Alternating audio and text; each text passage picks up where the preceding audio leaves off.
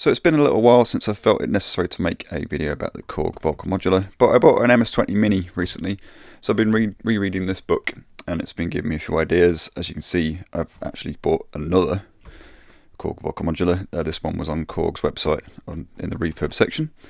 I'm actually in this book, by the way, to plug myself a little bit. I was asked to write an article for it, so here I am. So this is all about connecting the Volca Modular to other gear, including the Basel Castle. But since picking up the second Volca Modular, I've been playing around with it on the sofa again, and I found a few more sort of weird extended techniques that you can use with it, so that's what this video is about. So this is actually the one I got from the Korg website. I put it into my old one in the intro, which has a MIDI mod sockets on the back, so this doesn't. This is like box fresh. In fact, it's still got the preset patterns in it. So a few of these tips actually come from a patch library that I uploaded to Dropbox in a bunch of images over the last few years that I've never really talked about, and a few things that I discovered literally yesterday. So this is one of the reasons I'm making this video now, so I don't forget, because this is a really useful way for me to store things as well that I don't have to write them down. It's just to quickly make a video about them. So in the Patch and Tweak book, it talks about offsetting the audio waveform. So your standard audio waveform sounds like this. From the source, we can take the source, we can run that through the utility module and add in a voltage to offset it.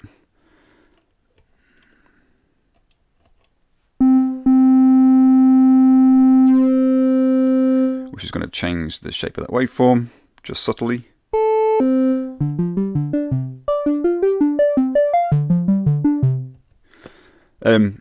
So there are a few different ways we can do this. This is the one that's talked about in that book, but I found a quick and dirty way to do this is just to take the positive output of function generator 1 and run that into the carrier side of the source. And this has an immediate effect.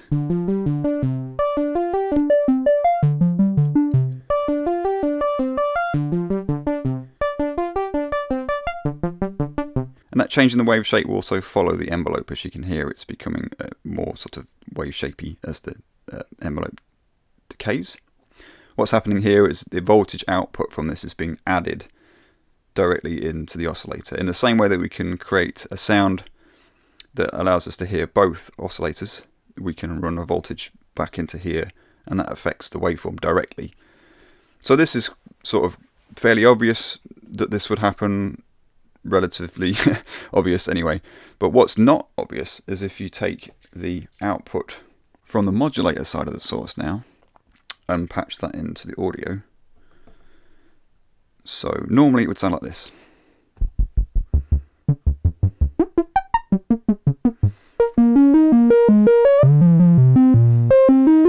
It doesn't matter what we do to the folder mod, nothing will happen. Because the modulator side of the source is being sent into the carrier side of the source, and the output comes from there. It goes to the audio output, or rather the one of the low pass gates. But if we run this positive output into the carrier side, suddenly these knobs will affect the modulator side. I'm not sure why.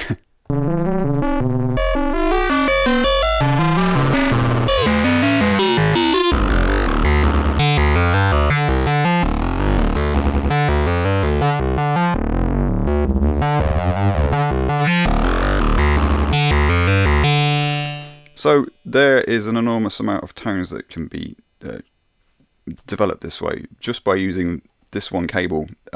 Again, I'm not really sure exactly why. I think it causes some sort of crosstalk between the two oscillators. I can't find any other socket on the Volca Modular that produces a positive voltage. Like you'd think some of these ones on the utility would do it, but they don't. I don't really know why. It's a weird one, and I like weird stuff. So there you go. So just as I was filming, these turned up. These are the smallest prototyping breadboards I can find. This is inspired by a picture I found just randomly, I think it was on Reddit, of someone that had cut one of these in half and stuck it on there. So I'm going to slice it along that bit there, and I think I'm right in saying I can tap a ground signal off this screw.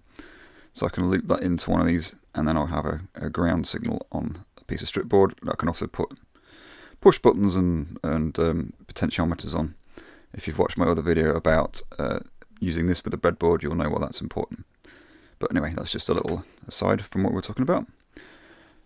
Another way of doing what we were talking about earlier with waveshaping is to run the negative output from the utility module into the source.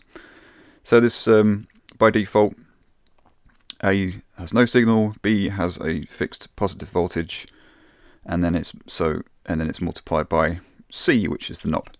So A minus B times C will give us a negative voltage the more we turn this up. So if I run that into here again,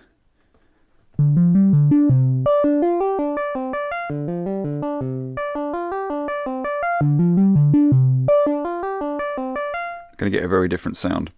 This is something we can modulate too, so it's quite commonly known that if we take the input and output triggers of function generator 2, we can make an LFO, and then we can patch that into one of these inputs, and that's going to cycle that round. It'll sound a little bit like kind of sort of soft pulse width modulation.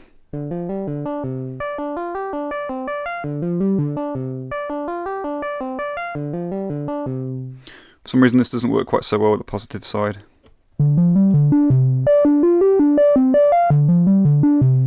The effect isn't so obvious. It's also worth just trying a few different approaches when it comes to the modulation.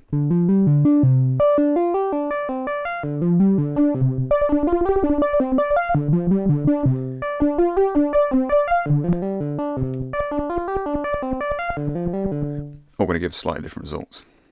We can also take that negative voltage, or the positive voltage actually, and run it into the modulator side of the source, which is going to have an immediate effect until we create a patch that uses a bit of modulation.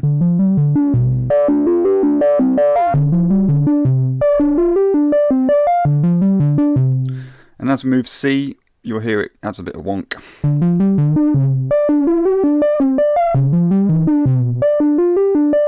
So this sounds a bit like we're altering the phase of the modulator just by introducing an extra voltage into it. Again, we can move the output of the utility module just by introducing an LFO.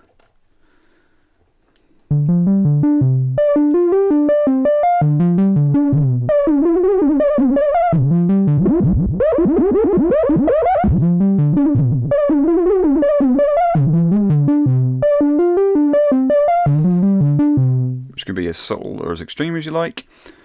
Another thing we can do, which is similar, is just again introduce voltages into the modulation side of the source. So the woggle output is a good one. So without it, we've got this, and if we plug the woggle into the mod side, we've got a little bit of kind of random expression.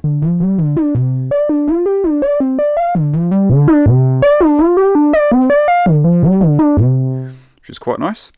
Another thing we can do is to add the output of the envelope in. So this adds a positive voltage, which will be pulled back to the center. So it's like having a little pitch sweep.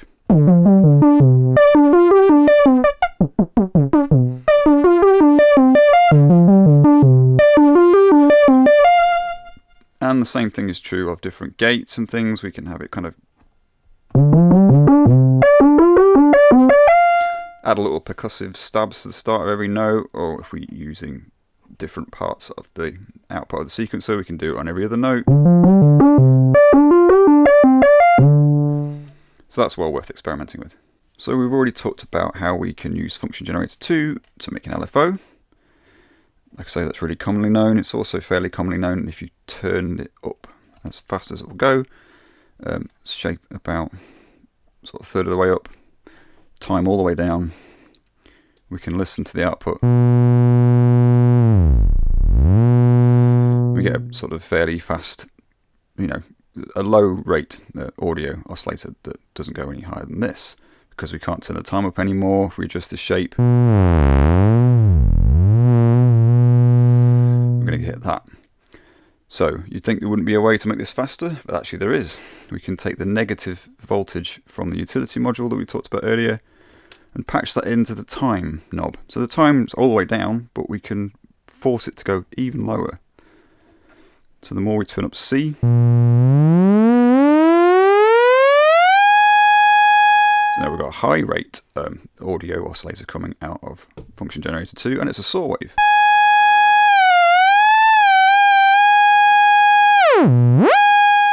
So this is fixed pitch, so it doesn't matter which key we play. Obviously this is being routed through this low pass gate. But we can change that if we want to. So if we introduce a signal from the pitch output of the sequencer into knob C, that is going to change the pitch depending on which key we play. For some reason this works best if we ground pin A. Ground by default is available on the CV in when there's nothing connected to it.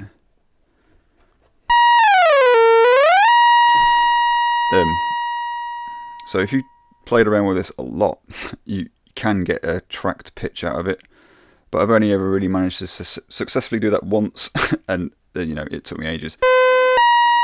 But it's still quite a useful thing. You can use it as a background drone if you disable the pitch tracking, or you can use it as a modulator source. So if we don't listen to it and we run it into fold, for example,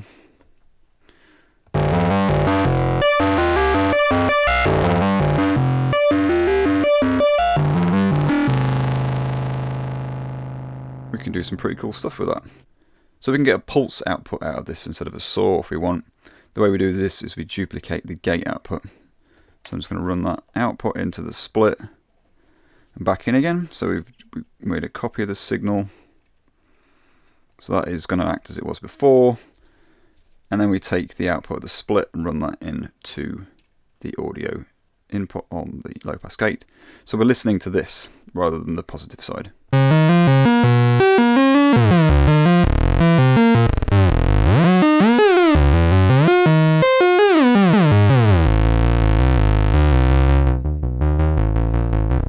Just as weird and wonky, but that's also quite cool.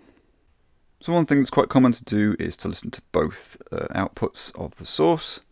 So I'm going to patch the modulator side into the second low pass gate and open that with the output of function generator 1.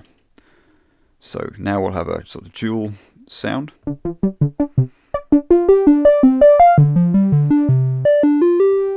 So this is this.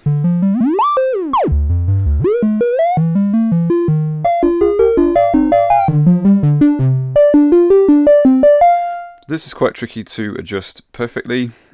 We can route the output of the utility module and route that in to the ratio. So we can adjust the pitch with this instead.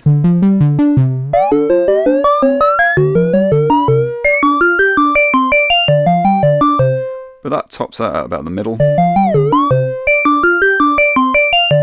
And the bit that's at the lower half of the knob is actually still quite difficult to adjust. So what else can we do? Well, randomly I discovered that if you take the input of some of the knobs and run that into the ratio, we can use that, which is really weird. So like the time knob, for example, will give us exactly an octave adjustment with the center being a fifth.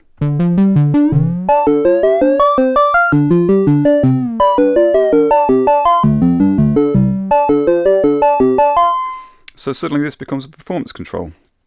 It also works with the shape knob.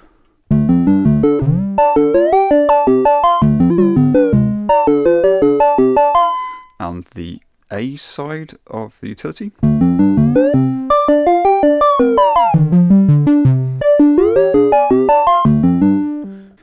It doesn't work with the attack. It does something, but it's not quite right. Oh.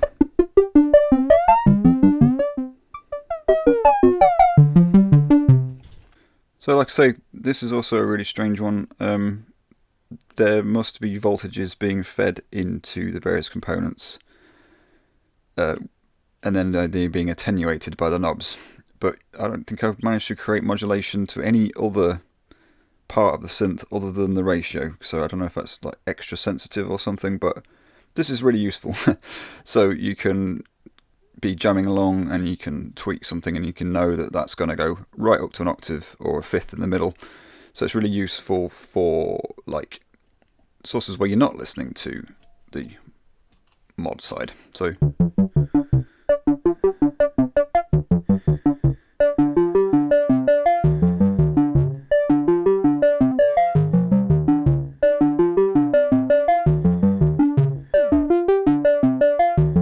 for fine adjustment of the mod part of the source for things like FM. So we've got two function generators on the Volca Modular, and often we use this one as an LFO. So essentially that reduces us to one. So it'd be nice if we had another way to create an envelope. This is something we can do too. So for this trick we're going to need to turn off the Volca Modular, hold function and turn it on. And you need to make sure this is lit. So by default it'll be off, and then so just press 8 until it's lit, press the record button, and that'll store in the global settings. What this does is it makes sure that there's a pulse output for every single step. So when it's not lit, we'll get what's called 2 pulses per quarter. So every odd numbered step along the sequence will produce a pulse, but with that switched on we get 4 pulses per quarter, so every single step will get an output. What we're going to do is we're going to use the sync output in combination with the note triggers from the sequencer through the woggle to create an extra gate or envelope, depending on which output we use. So what I'm going to need to do is take this cable that actually came with the Volca Modular, handily enough, take the sync output, run that into the CV in. So now we have our clock available here. So if I take the clock and use that as the source for the woggle, and then I'm going to sample the clock output of the sequencer into where the noise would normally be. So this is going to produce a gate output. It's going to work best when the sequence is running, but it will produce something when it's not. So we can use that to say open this second low pass gate. As you can see, when the sequence is running, or when I press a key, that's going to light up. So let's take like the mod output source and run that into here.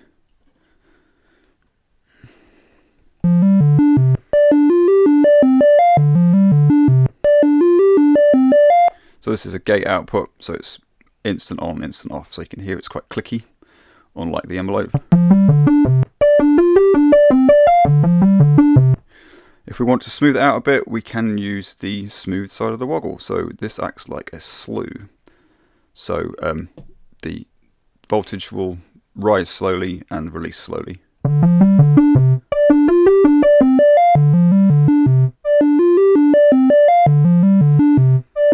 So as you can hear, we've got a little bit of an attack and release. So that's a really handy third envelope if we just need something when we've used up our function generator too. So that is all I've got, I think, for now. There's quite a few tips there that I've sort of gathered up over the last few years, and then one I discovered yesterday. So I really hope that helps. I'm sure must be some more stuff to find on this. I've been messing around with it for a long time, and I'm still finding things. So super impressed with the Volca Modular. Great bit of kit. Thanks very much for watching, and please like and subscribe and all that stuff, and I'll catch you soon. Cheers.